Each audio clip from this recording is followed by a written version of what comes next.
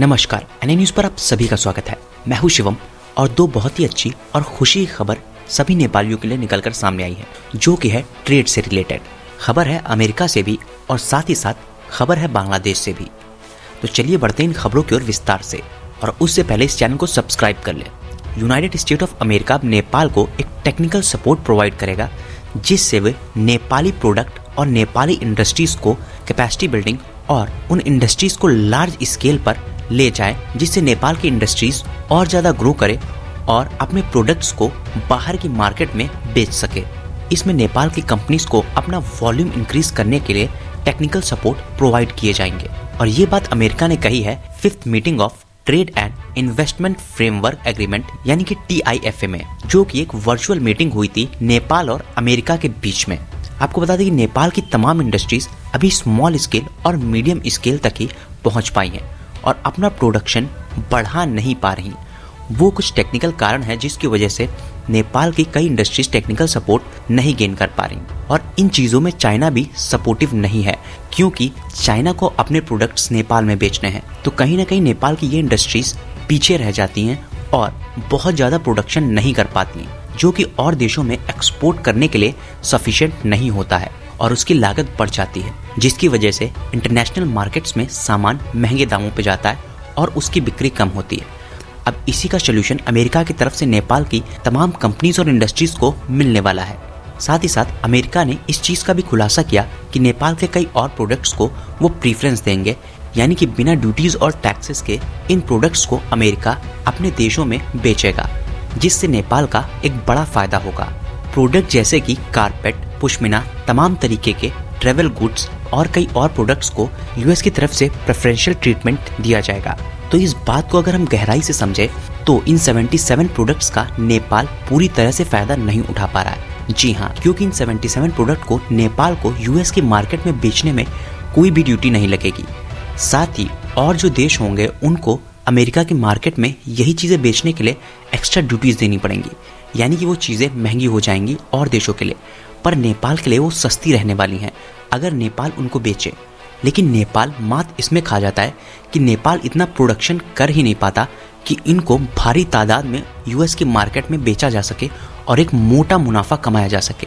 यानी कि large scale production में नेपाल अभी भी पीछे रह जाता था और प्रॉपरली इस मार्केट को पकड़ नहीं पा रहा है। साथ ही साथ यूएस की मार्केट के हिसाब से क्वालिटी को भी इंश्योर रखना और उन स्टैंडर्ड्स का फॉलो करना भी बेहद ज़रूरी है, जो कि इंडस्ट्रीज़ नेपाल की पीछे रह जाती हैं। और इसीलिए अब यूनाइटेड स्टेट ऑफ अमेरिका की तरफ से नेपाल के लिए एक और हाथ बढ़ाया गया है, जिससे इन प्रोडक्ट्स का लार्ज स्केल पर नेपाल की इंडस्ट्रीज़ को एजुकेट किया जाएगा, जो कि एक खुशी की और एक बहुत बड़ी बात है, जिससे नेपाल का डेवलपमेंट बहुत तेज़ी से हो सकता है। क्योंकि आए दिन हम देख रहे हैं नेपाल में इंडस्ट्रियल सेक्टर बहुत ज़्यादा डाउन है, लेकिन इंडस्ट्रियल सेक्टर को भी साथ में बढ़ाना बहुत ज़रूरी है, क्योंकि ये रोज़गार के एक अच्छे अवसर प्रदान करता है। और कोविड जैसी महामारी में टूरिज्म सेक्टर बहुत ज़्यादा इफेक्ट हुआ है, जिसके चलते इंडस्ट्रियल सेक्टर ऐसी चीज़ों को रिकवर कर सकता है। आपको बता दें कि अमेरिका ने 2015 में ही नेपाल के लिए ड्यूटी फ्री एक्सेस के लिए 66 प्रोडक्ट की लिस्ट जारी की थी।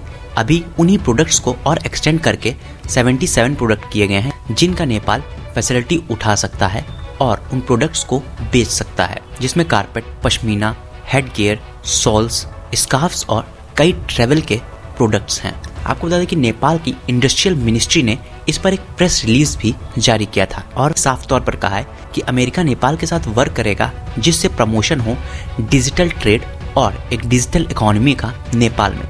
यानी कि नेपाल की जो मार्केट है उसका डिजिटलाइजेशन करना, जिससे काफ़ी ज़्यादा ट्रांसपेरेंसी भी आएगी और लोगों को काफ़ी ज़्यादा ईजीनेस भी होगी। और इसी मीटिंग के दौरान नेपाल ने अमेरिका को बताया कि उनके यहाँ इस समय इन्वेस्टमेंट का इन्वायरमेंट काफ़ी ज़्यादा इम्प्रूव हो चुका है, और रिक्वेस्ट किया कि अमेरिका भी अपना इन्वेस्टमेंट नेपाल में इंक्रीज़ करे। साथ ही साथ इसी बैठक में अमेरिका ने भी कुछ प्रॉब्लम्स पर हाईलाइट किया और नेपाली डेलीगेशंस को बताया कि उन्हें पोर्क और तमाम ऐसे उत्पाद को नेपाल में बेचने में प्रॉब्लम हो रही है। तो इन संवादों में कहीं ना कहीं अमेरिका और नेपाल के बीच में एक अच्छा ट्रेड माहौल तैयार हो रहा है। साथ ही अमेरिका ने तारीफ की नेपाल के नए लेबर लॉ की, जिसके तहत लेबर्स के राइट को प्रिजर्व किया जा सकता है। और साथ ही साथ नेपाल ने 6th TIFA काउंसिल मीटिंग को नेपाल में ऑर्गेनाइज करने की बात भी कही। अब आपको बता दें कि TIFA है क्या। TIFA एक बायलैटरल पैक्ट है जो कि पॉइंट आउट करता है एक्सपेंशन ऑफ ट्रेड और टेक्नोलॉजिकल कॉर्पोरेशन, जिससे एक कंट्री की इकोनॉमी को स्ट्रेंथन किया जाए। और ये एग्रीमेंट नेपाल और अमेरिका के बीच में साइन हुआ था अप्रैल 2011 में। तो आपकी क्या इस पर राय कमेंट बॉक्स में लिखकर ज़रूर बताएं। साथ में चैनल को सब्सक्राइब कर ले ऐसी इन्फॉर्मेशन के लिए। तो चलिए बढ़ते हैं दूसरी खबर की ओर। दूसरी खबर है बांग्लादेश से।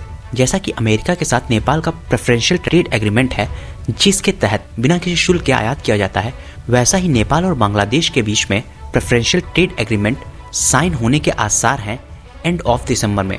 पर नेपाली ऑफिसर्स को इस पर थोड़ा डाउट है कि इसमें कई इश्यूज हैं जिसको अभी रिजॉल्व नहीं किया गया है। आपको बता दें कि 8 अक्टूबर को दोनों कंट्री के बीच में मीटिंग हुई थी, जो कि ट्रेड और इकोनॉमिक कॉर्पोरेशन पर वीडियो कॉन्फ्रेंसिंग के जरिए हुई थी, जिसमें कहा गया कि इस डील को एंड ऑफ द ईयर में साइन किया जाएगा, यानी कि दिसंबर 2020 में। और इसके तहत कुछ प्रोडक्ट्स को एक सर्टेन प्रीफरेंस मिलेगी, जिसके बाद उन पे टैरिफ को रिड्यूस किया जाएगा। अक्टूबर में बैठक के दौरान नेपाल ने अन्य शुल्कों को समाप्त करने का प्रस्ताव दिया था और अधिकारी के अनुसार इसको एक महत्वपूर्ण शर्त के रूप में नेपाल की तरफ से रखा गया था, क्योंकि नेपाल चाहता है कि सभी टैरिफ्स को खत्म किया जाए, जिससे उनके प्रोडक्ट की वैल्यू एक अच्छे रेट पे और उनके ज़्यादा प्रोडक्ट्स बिक सके। लेकिन बांग्लादेश इसे खत्म नहीं करना चाहता है, क्योंकि बांग्लादेश को इस टैक्सेशन अमाउंट से फ़ायदा होता है। तो इसके तहत बांग्लादेश इसे कम करना चाहता है, लेकिन पूरी तरह से इसे ख़त्म नहीं करना चाहता। आपको बता दें कि नेपाल से जो भी सामान बांग्लादेश में भेजा जाता है, उस पर जब टैरिफ और अन्य शुल्क लग जाते हैं तो उसके दाम करीबन 130 से 132% तक बढ़ जाते हैं।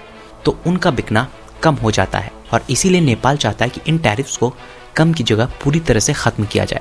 वहीं दूसरी ओर बांग्लादेश चाहता है उसके प्रोडक्ट्स को शुल्क मुक्त किया जाए नेपाल में, और वो नेपाल के प्रोडक्ट को शुल्क मुक्त करने के लिए पूरी तरह से तैयार नहीं है। तो वही दांवपेच फंस रहा है, और जिस पर अधिकारियों के अनुसार नेपाली उत्पादों को हटाए बिना बांग्लादेशी उत्पादों को शुल्क मुक्त कोटा प्रदान करने में नेपाल का कोई भी फायदा नहीं है। इसीलिए इस पर संशय बना हुआ है।